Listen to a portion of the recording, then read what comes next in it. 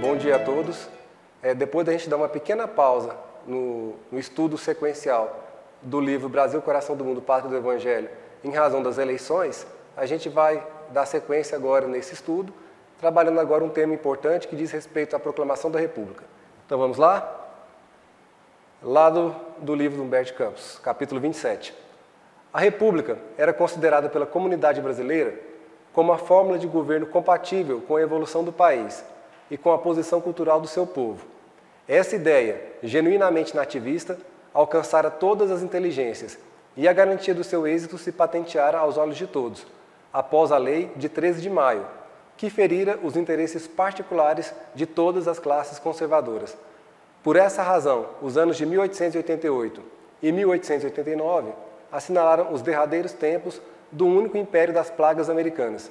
Por toda parte e em todos os ambientes civis e militares, acendiam-se os fachos do idealismo republicano, sob o pálio da generosidade da coroa. Ora, o que acontece? Com a promulgação da Lei Áurea, em 13 de maio de 1888, pela princesa Isabel, houve um descontentamento geral por parte daqueles grandes proprietários de escravos. Então, se a ideia republicana já vinha ganhando força, esse acontecimento acelerou todo o processo. Então, com o apoio dos militares e de boa parte da elite econômica, a República estava madura, por assim dizer, para acontecer. E aí o Cristo, esse slide aqui mostra uma reunião que Cristo fez com Ismael e com outros espíritos da sua falange para preparar, do ponto de vista espiritual, esse acontecimento. Cristo disse assim: irmãos, a pátria do Evangelho atinge agora a sua maioridade coletiva. Profundas transições assinalarão a sua existência social e política. Uma nação que alcança a sua maioridade é a responsável direta e legítima por todos os atos comuns que pratica no concerto dos povos do planeta. Ou seja, já havia o amadurecimento do Brasil para se tornar uma república. Próximo. A maneira dos indivíduos, as pátrias têm igualmente direito à mais ampla liberdade de ação, uma vez atingido o plano dos seus raciocínios próprios.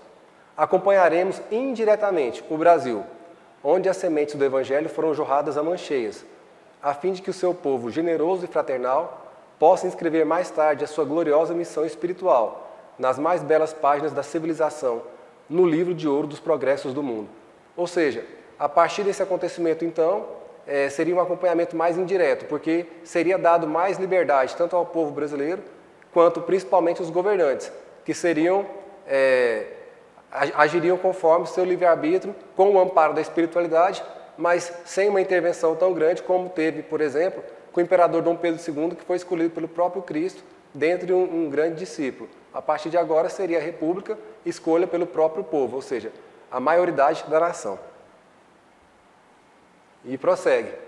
A proclamação da República Brasileira, como índice da maioridade coletiva da nação do Evangelho, há de fazer-se sem derramamento de sangue, como se operaram todos os grandes acontecimentos que afirmaram perante o mundo a pátria do Cruzeiro, os quais se desenvolveram sob a nossa imediata atenção.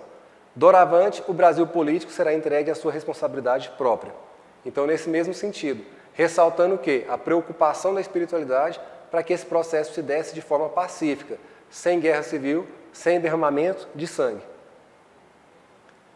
Então, as falanges do infinito, sob as bondosas determinações do Divino Mestre, preparam o último acontecimento político que se verificaria com seu amparo direto e que constituiria a proclamação da República. Todas as grandes cidades do país, com o Rio de Janeiro na vanguarda, se entregam à propaganda aberta das ideias republicanas. Os espíritos mais eminentes do país preparam o grande acontecimento. Entre os seus organizadores, preponderam os elementos positivistas, para que as novas instituições não pecassem pelos excessos da paixão sanguinolenta dos sectarismos religiosos.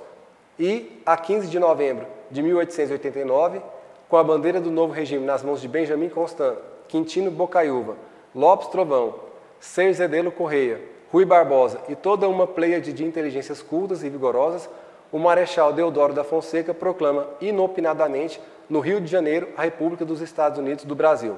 Então foi um movimento capitaneado, como eu disse, pelos militares, e o Marechal Deodoro da Fonseca, uma grande autoridade militar, declarou a República no Rio de Janeiro. E como foi a reação de Dom Pedro II? o grande imperador recebe a notícia com amarga surpresa. Deodoro, que era íntimo do seu coração e da sua casa, voltava-se agora contra suas mãos generosas e paternais. Os instantes de surpresa, contudo, foram rápidos. O nobre monarca repeliu todas as sugestões que lhe eram oferecidas pelos espíritos apaixonados da coroa, no sentido da reação. Confortado pelas luzes do alto, que o não abandonaram em toda a vida, Dom Pedro II não permitiu que se derramasse uma gota de sangue brasileiro no imprevisto acontecimento.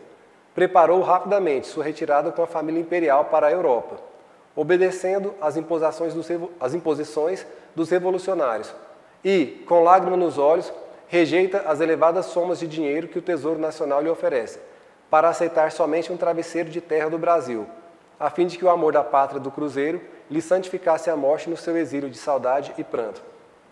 Demonstrou então a grandeza de Dom Pedro II, que além de não ter reagido ao movimento republicano, ainda não fez questão nenhuma de levar vantagem financeira, apenas pediu um travesseiro com terra brasileira, mostrando assim um gesto patriótico de um grande líder que ele foi, e foi então se exilar na Europa. Então, o nosso foco da oração vai ser em cima do discurso que o Cristo fez, que eu peço a todos que leiam esse capítulo integralmente, para poder se inteirar, que é um discurso muito interessante, que ele focou bastante nesses aspectos quando foi da proclamação da República. Inserir no campo do Brasil vibrações de generosidade e fraternidade, para que as sementes do Evangelho possam florescer por todo o país. Então, às 11 horas, a gente dá início a esse trabalho. Muito obrigado e até lá.